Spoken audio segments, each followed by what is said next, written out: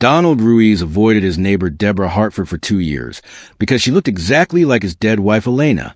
He hid in his house every morning until her car left. He changed grocery stores. He ducked behind displays when he saw her in public. Why? Because Deborah had the same auburn hair, the same eyes, the same smile as Elena. Every time Donald saw her, he felt like his heart was being ripped out again. But when his car died in front of her house and she demanded to know why he hated her, he finally told the truth. Seeing her was too painful. What Donald didn't know was that Deborah's resemblance wasn't coincidence. She had Elena's heart beating inside her chest. And Elena had died because of a mistake Donald made in his architecture career years ago. Before we continue, please tell us where in the world you're watching from. We love seeing how far our stories travel, and it proves that powerful stories resonate everywhere. Donald's car stopped working on Tuesday morning at 9 o'clock. He was driving to work when the engine made a terrible grinding sound and then died completely. The BMW coasted to a stop right in front of Deborah Hartford's blue house with white shutters. Donald sat in the driver's seat and cursed. Of all the streets in the entire city, his car had to break down right here, right in front of the one person he'd spent 2 years avoiding. He turned the key in the ignition. Nothing happened. He tried again. Still nothing. The engine was completely dead. He called AAA on his cell phone. The operator told him a tow truck would arrive in 45 minutes. Donald said fine and hung up. Then he sat there in the growing heat and hoped Deborah wouldn't notice his car sitting in front of her house. That hope died after 5 minutes. Deborah's front door opened and she walked down her driveway.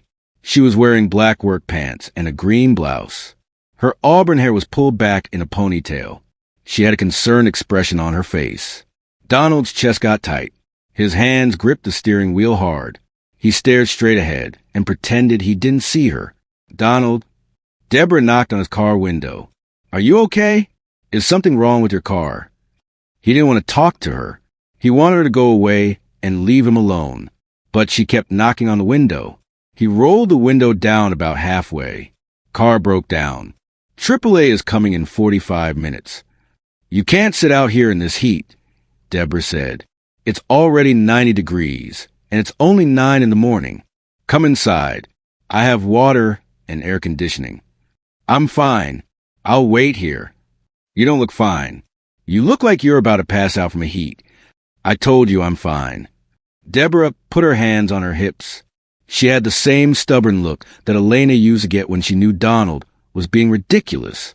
Donald Ruiz, I have lived next door to you for 2 entire years. In all that time, you have never once said hello to me. You avoid me every single day. You literally cross the street when you see me coming.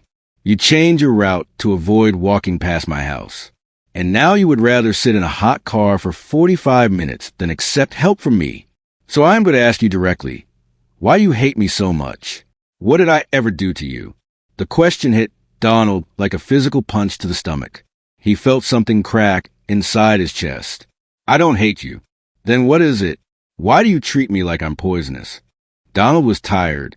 He was so tired of hiding and running and avoiding and pretending everything was fine. The truth came out of his mouth before he could stop it. You look like my wife, he said. His voice sounded flat and empty. My late wife, Elena. She died 5 years ago. Deborah's entire face changed. Her mouth opened slightly. She took a step backward. Oh, I didn't know. Donald, I'm so sorry. I had no idea. It's not your fault. But all this time, I thought you just didn't like me for some reason. I thought maybe I'd done something to offend you when I first moved in and you were holding a grudge. You didn't do anything wrong, Donald said. He finally looked directly at her face. It hurt to look at her, but he forced himself to do it. You just happen to look like her. The hair, the eyes, the way you stand with your weight shifted to your left hip. Everything. And every single time I see you, it feels like someone is ripping my heart out of my chest all over again. It feels like the day she died. Deborah had tears forming in her eyes. God, Donald, I'm so sorry. I can't even imagine how hard that must be. Stop apologizing. It's not your fault that you happen to look like her. You can't control your appearance. They stood there in awkward silence for a long moment. A car drove past on the street. Somewhere down the block, a dog was barking.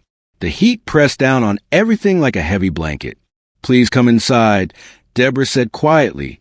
"At least let me give you some water. You're going to get heat stroke sitting out here."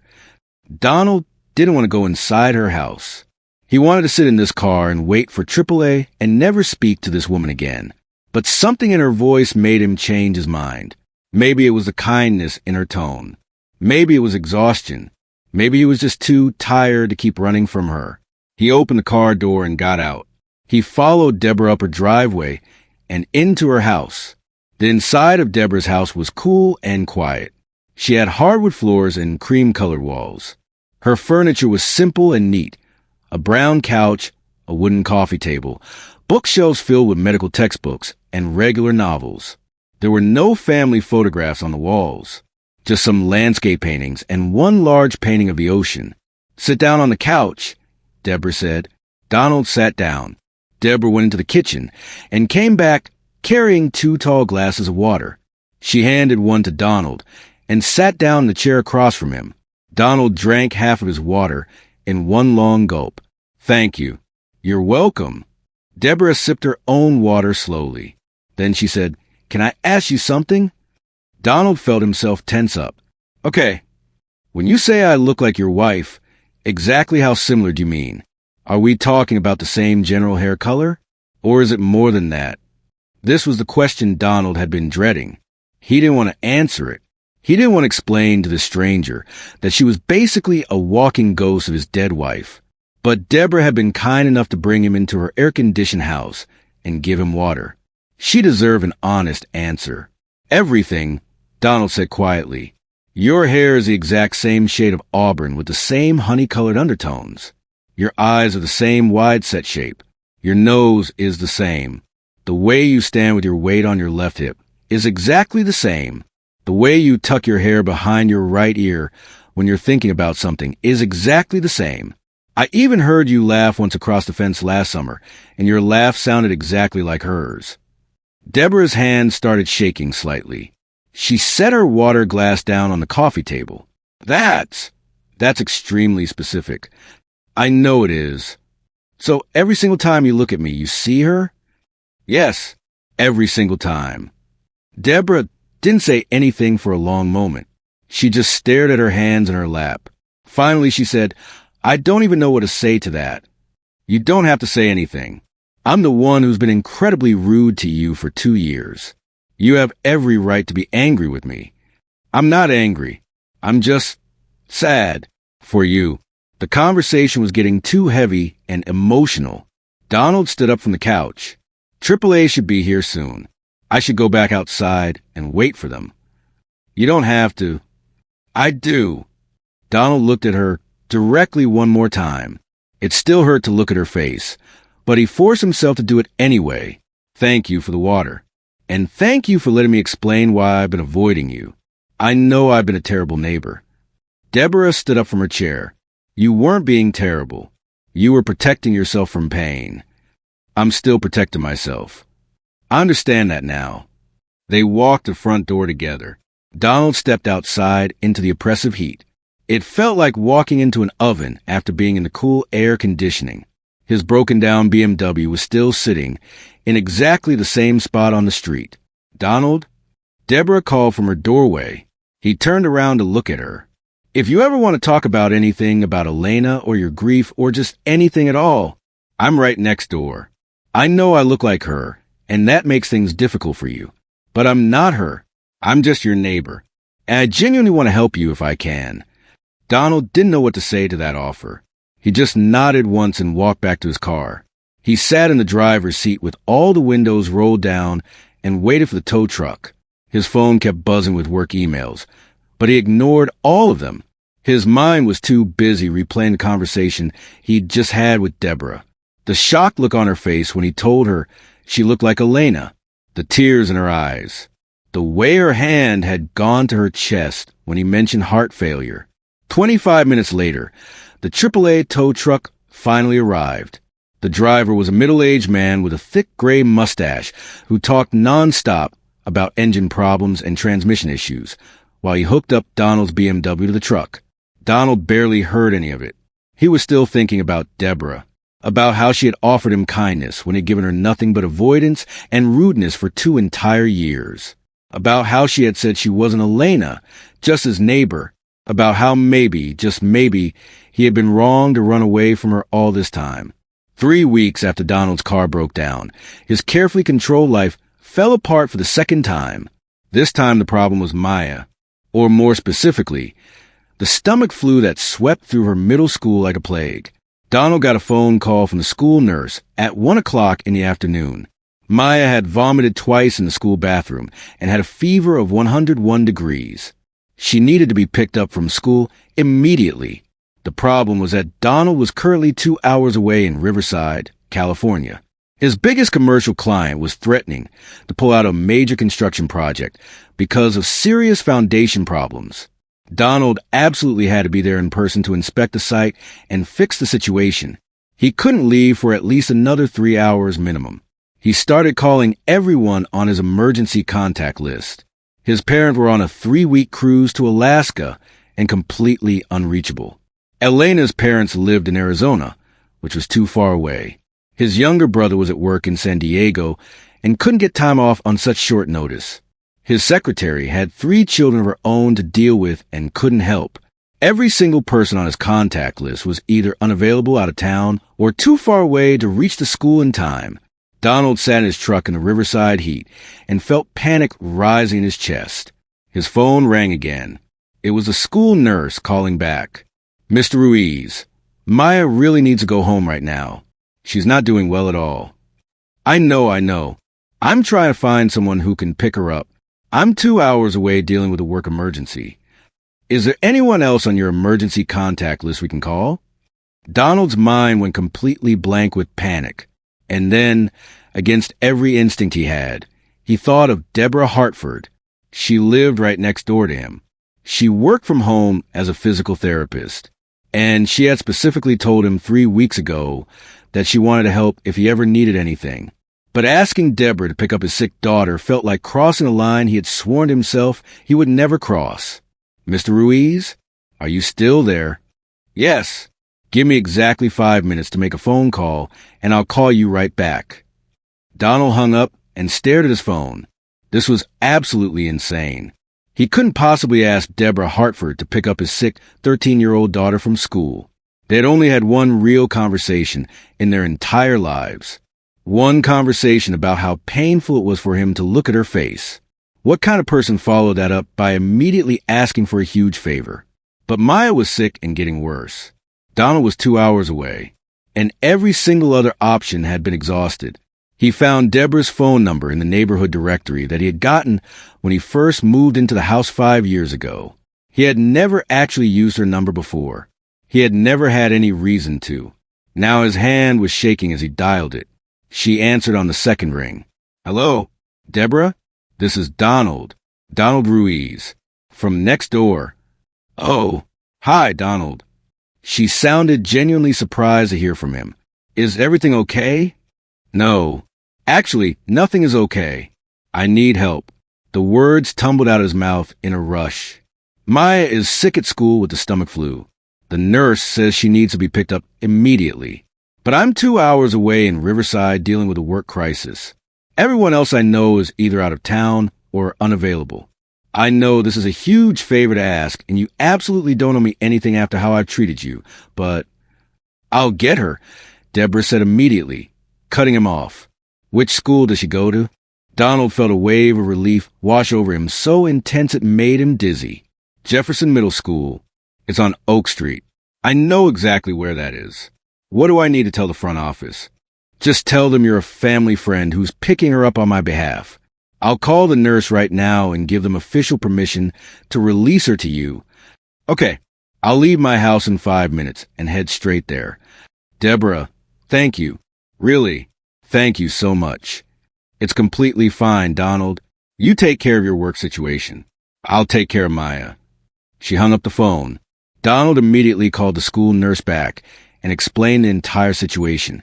The nurse wasn't particularly happy about releasing Maya to someone who wasn't an immediate family member, but she agreed to do it after Donald confirmed Deborah's full name, phone number, and address. Then Donald tried his best to focus on the foundation problem at the construction site in front of him. He couldn't focus at all. His mind kept wandering away to Maya, to Deborah, to the fact that he had just placed his sick daughter into the hands of a woman he had been actively avoiding for 2 solid years. A woman he barely knew at all. Donald finally got home from Riverside at 6:30 that evening. The sun was starting to set, and the temperature was finally dropping below 90 degrees. His own house was completely dark and empty when he pulled into the driveway. Maya wasn't there, which meant that Deborah must have taken her next door to her own house. That actually made perfect sense. It would be much easier to watch over a sick kid in her own space rather than trying to stay in someone else's house. Donald walked next door and rang Deborah's doorbell. She answered the door wearing the same black pants from earlier that day, but she had changed her shirt. This one was gray and had what looked like dried vomit stains on the shoulder. "She got you too?" Donald asked, gesturing at the stains. Deborah smiled tiredly. "Yeah, she did, but she's sleeping peacefully now. Come inside." Donald stepped into the cool house. It was much quieter than before. He could hear a television playing softly somewhere in the background. "She's on the couch in the living room," Deborah said, leading the way. "She threw up one more time about an hour after we got here, but she's been completely fine for the past 2 hours. I gave her some crackers and ginger ale to settle her stomach." Maya was curled up on Deborah's brown couch under a soft blue blanket. Her face was pale and her normally neat hair was tangled and messy, but she looked peaceful. She was sound asleep. "Thank you so much for this," Donald said quietly. "I really owe you big time." "You don't owe me anything at all. She's a really sweet kid." Deborah went into the kitchen and came back with a glass of water for Donald. "We talked quite a bit while she was feeling better earlier this afternoon. She told me about her mom." Donald's stomach dropped like a stone. "She talked to you about Elena?" "Yeah. We were having a conversation while she was feeling a bit better, and she mentioned that her mom died when she was 8 years old. She also said that you don't go on dates because you're still sad about losing her mom." "Maya said that to you?" Her exact words were, "My dad is still in love with my mom, so he doesn't go on any dates with anyone." Deborah looked at Donald with a gentle expression. She clearly understands the situation, but she also seems like she worries quite a bit about you being lonely. Donald had absolutely no idea that Maya ever thought about his dating life, or complete lack thereof. He had always assumed she was too busy being a normal teenager to care about whether her father was lonely or not. "I'm doing fine," Donald said automatically. That's exactly what Maya said he would say if I ever brought it up. Deborah sat down in her usual chair. "Donald, can I ask you a personal question?" "I guess so. When you look at me now, after these past 3 weeks, do you still see her? Do you still see Elena?" The question caught Donald completely off guard. He looked at Deborah carefully for a long moment. He really studied her face and tried to see her clearly. And yes, he absolutely still saw Elena when he looked at Deborah. The same auburn hair with honey undertones. The same wide-set eyes. The same way of tilting her head slightly when she asked a question. But he also noticed differences now that he hadn't seen before. Deborah's nose was actually slightly wider than Elena's had been. Her chin was more pointed. Her hands were smaller, and her fingers were shorter. "Yes," Donald admitted honestly, "I still see her when I look at you, but it's less intense than it was before. Because you're getting used to seeing me? Maybe that's part of it. Or maybe it's because I'm starting to see you as an actual person with your own identity, instead of just seeing you as a painful reminder of what I lost." Deborah nodded slowly, absorbing this information. "That's good progress, I think. Why are you asking me this?" She hesitated for a moment before answering.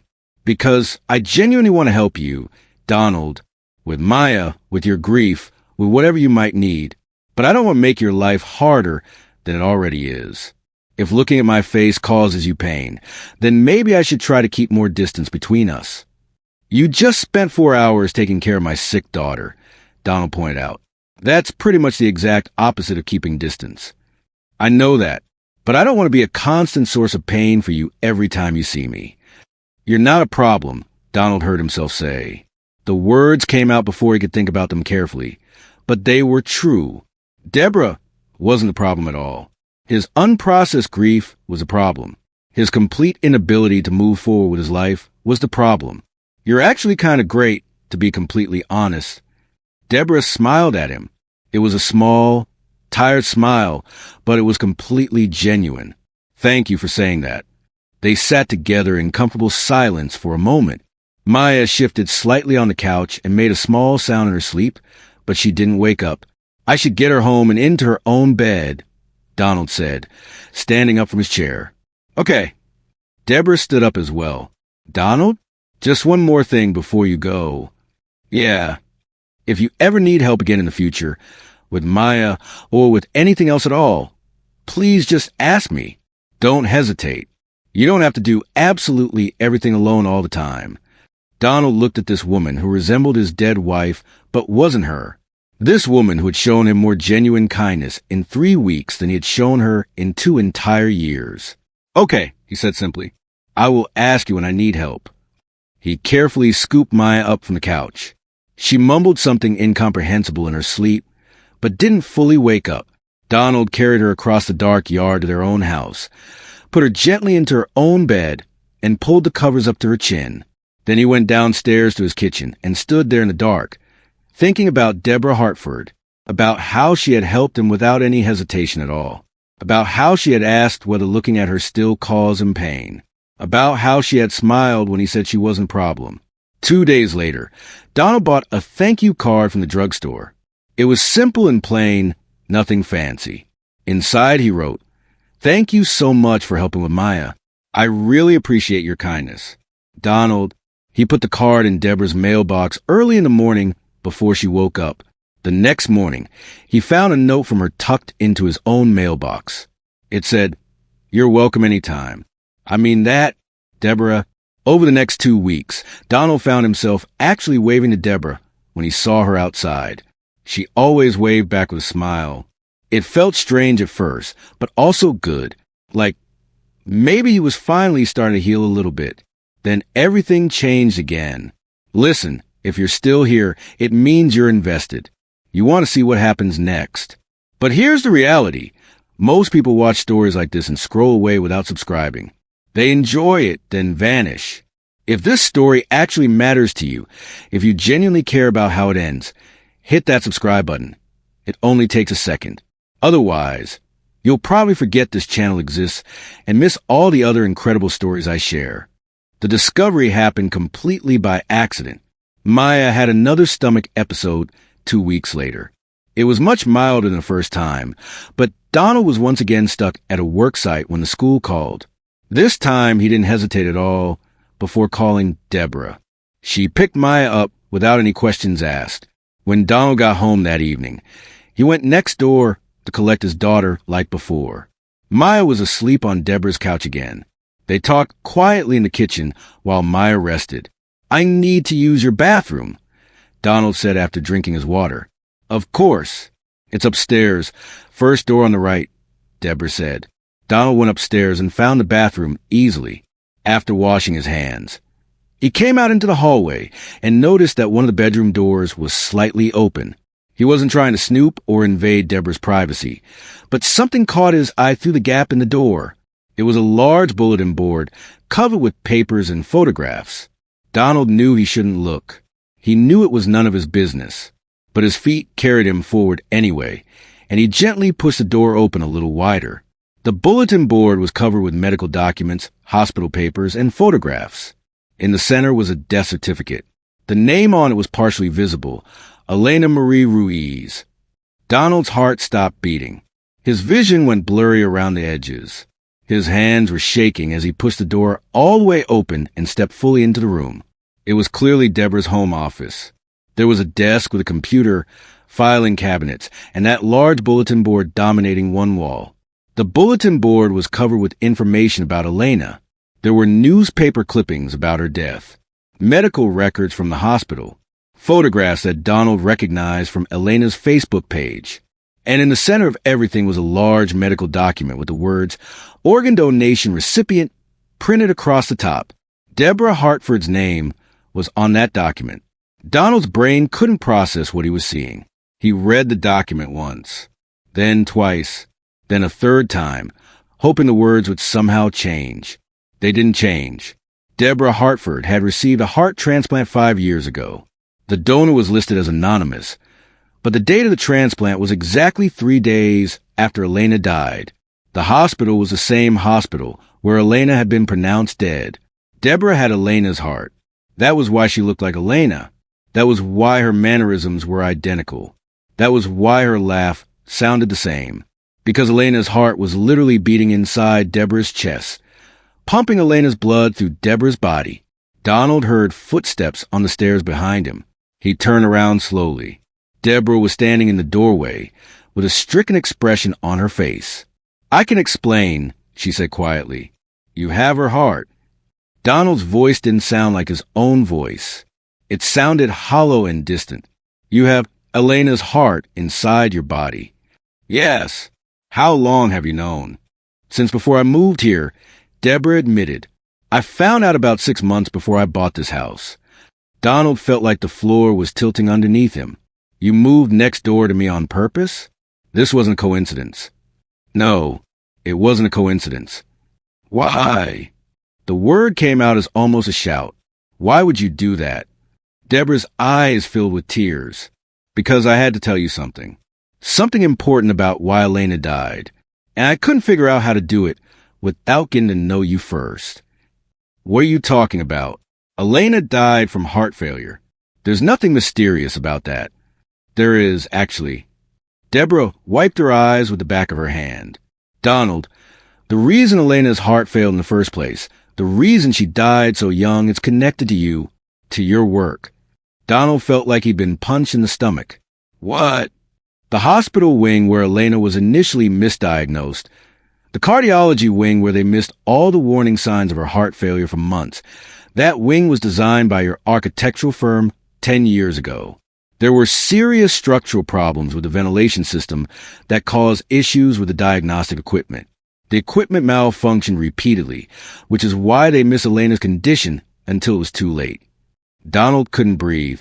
The room was spinning around him. "You're lying," he said, even though he knew she wasn't. "I'm not lying. I have all the documentation downstairs." There was an internal hospital investigation after Elena died.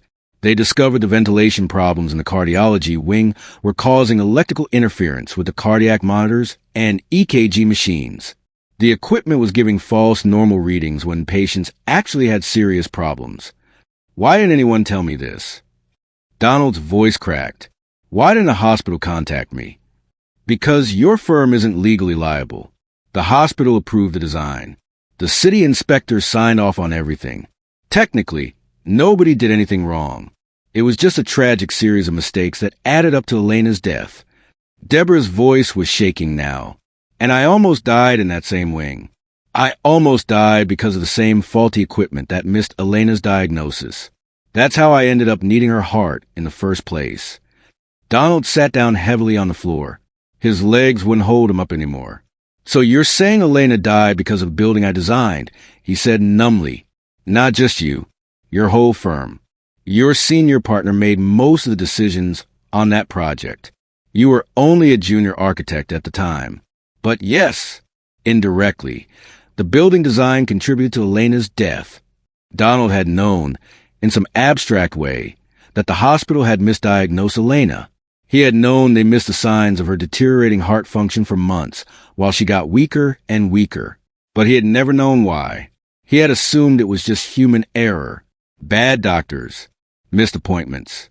He had never imagined it was because of something he had built with his own hands. "I'm so sorry, Donald," Deborah whispered. "I'm so sorry. I moved here because I thought you deserved to know the truth.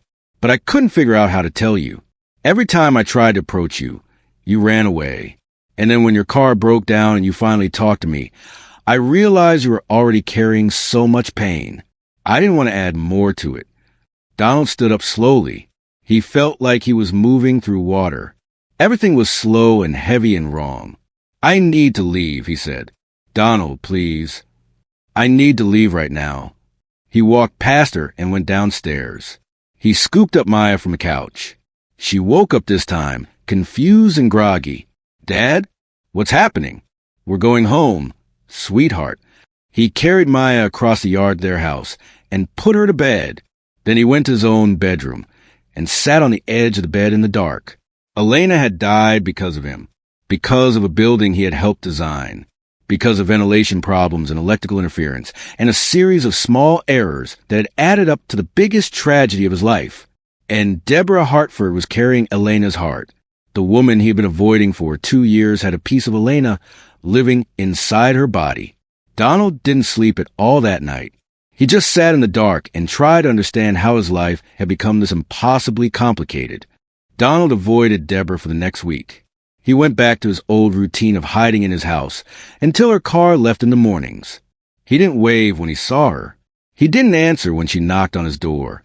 He couldn't look at her without seeing that bulletin board covered with information about Elena, without imagining Elena's heart beating in her chest, without remembering that he was partially responsible for Elena's death.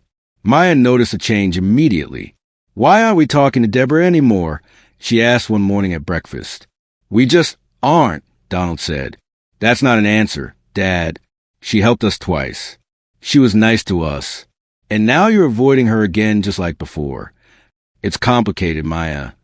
Everything is complicated with you." Maya pushed her cereal bowl away, angry. "You know what I think? I think you're scared.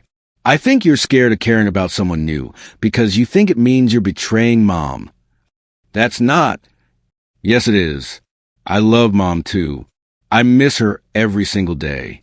But she's gone, Dad. She's been gone for 5 years. And you're still acting like she's going to walk to the door any minute." Maya's eyes were filled with tears.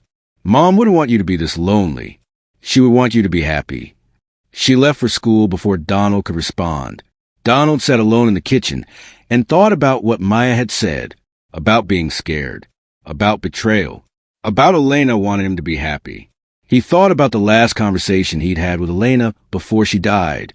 She had been so weak by then, barely able to speak, but she had used her last strength to make him promise something. "Take care of Maya," she had whispered. "And take care of yourself too, Donald. Promise me you'll let yourself be happy again someday." He had promised, but he had never actually done it. That evening, Donald knocked on Deborah's door. She answered with red, swollen eyes. She had clearly been crying. "Can we talk?" Donald asked. Deborah nodded and let him inside. They sat in the living room in the same chairs as before. The air between them was heavy with everything unsaid. "I'm not angry at you," Donald said finally. "I was at first, but I've been thinking about it all week, and I'm not angry." "You should be angry," Deborah said quietly. "I moved here under false pretenses. I invaded your privacy. I've been carrying this secret for months. You were trying to give me information I deserve to have. Information about why Elena died. That's not a crime. It feels like one." "Well, it's not." Donald took a deep breath. "The truth is, I've been carrying guilt about Elena's death for 5 years. I always felt like I should have noticed her symptoms earlier, should have insisted she see a doctor sooner, should have done something differently. And now I find out that my own work actually contributed to her death, and somehow it almost feels like a relief." Deborah looked at him with confused eyes. "A relief? Because now I know. Now I understand why. For 5 years I've been torturing myself with what-ifs and maybes. And now I have an actual concrete reason for what happened. It doesn't make it better. It doesn't bring her back. But at least I'm not wondering anymore." They sat in silence for a long moment. "Can I ask you something?" Deborah said. "Sure. Do you hate me for having her heart?" Donald thought about this question carefully. Did he hate Deborah for carrying Elena's heart? For being alive because Elena had died? "No," he said honestly. "I don't hate you. I think maybe Elena would be glad her heart went to you. She always wanted to be an organ donor. She signed up for the registry when she got her driver's license. She used to say that if something happened to her, at least some part of her could keep living and helping other people. Deborah started crying quietly. I wish I could have met her. She would have liked you, I think. Really? Yeah, she liked honest people. People who said what they meant. Donald smiled sadly. And she definitely would have appreciated you telling me the truth, even though it was hard. Deborah wiped her eyes. What happens now? I don't know, Donald admitted. This is all so complicated. You look like her. You have her heart. My work contributed to her death. It's all tangled up together in a way I can't separate. I understand if you don't want me in your life anymore. That's not what I'm saying. Donald leaned forward in his chair. I'm saying I don't know what happens next. But I know that you've been kind to me and Maya when you didn't have to be. I know that you could have told me the secret in a cruel way, but instead you try to wait for the right time. I know that Maya actually likes you, which is rare because she doesn't like many people. What are you saying? I'm saying that maybe we could try to be friends. Actual friends. No more avoiding. No more secrets. Just two people who've both been through hard things, try and figure out how to move forward. Deborah looked at him with hope in her eyes. Are you sure? No, I'm not sure about anything. But I made a promise to Elena before she died that I would let myself be happy again someday. And I think maybe she would want me to try with you. They talked for another hour that night. Donald told Deborah stories about Elena, the good memories, the funny moments, the ordinary days that he cherished most. Deborah told Donald about her life before the heart transplant, about how sick she had been, about how getting Elena's heart had quite literally saved her life. It was hard. It was painful. But it was also healing in a way Donald hadn't expected. Over the next few months, things slowly changed. Donald stopped hiding from Deborah. They started having coffee together in the mornings. Deborah helped Maya with her homework sometimes. Donald fixed a broken shelf in Deborah's house. They became friends. Real friends. And slowly, very slowly, Donald started to realize something. His heart was making room for something new, not a replacement for Elena. Nothing could ever replace her. But in addition, a new kind of love that existed alongside his love for Elena, not instead of it. One evening, 6 months after their conversation, Donald and Deborah were sitting on his back porch watching the sunset. Maya was inside doing her homework. Can I tell you something? Donald said, Of course. When I look at you now, I don't just see Elena anymore. I see you too. Deborah, your own person. Deborah smiled. That's the nicest thing anyone's ever said to me. I mean it. I know you do. Donald reached over and took her hand. She didn't pull away. Do you think it's possible, he asked slowly, for someone to carry another person's heart and still have their own identity? I think so, Deborah said. I have Elena's heart, yes. But I also have my own mind, my own memories, my own soul. Her heart keeps me alive, but it doesn't make me her. Good, Donald said, because I think I'm starting to fall for you. Not because you remind me of Elena, but because of who you are. Deborah squeezed his hand. I think I'm falling for you too. They sat there together as the sun set, two damaged people who had found a way to heal together. It wasn't simple. It wasn't easy. But it was real, and maybe that was enough. Inside the house, Maya looked out the window and saw her father holding hands with Deborah. She smiled to herself. Her mom would have approved, she thought. Her mom would have wanted her dad to be happy again. And finally, after 5 long years, he was. Grief is not something you get over or replace. It's something you learn to carry differently. Donald's story teaches us that healing doesn't mean forgetting the people we've lost or feeling guilty for finding happiness again. True healing happens when we stop running from pain and instead face it with honesty and courage. Love doesn't work like a container that can only hold one person at a time. The human heart has an infinite capacity to love both the memories of those we've lost and the new people who enter our lives. Forgiveness, especially self-forgiveness, is not about erasing our mistakes or pretending we didn't contribute to painful outcomes. It's about accepting that we are imperfect human beings who did the best we could with what we knew at the time. Donald discovered that avoiding pain only prolongs suffering, while facing it with support and openness creates space for genuine healing and new beginnings. Most importantly, this story reminds us that the people who truly love us never want us to stay frozen in grief forever. They want us to honor their memory by continuing to live fully, love deeply, and find joy again. So here's the real question. Did you subscribe yet? Thousands of people will listen to this story and won't subscribe. Please don't be that person. If you're listening right now, help me prove something wrong. My dad said I wouldn't even reach 1,000 subscribers. But I believe stories like this deserve to be heard. Help me show him that these tales matter. Please subscribe to this channel, and let's keep breathing life into stories that were never meant to stay silent. And here's what I need to know. Do you want part 2?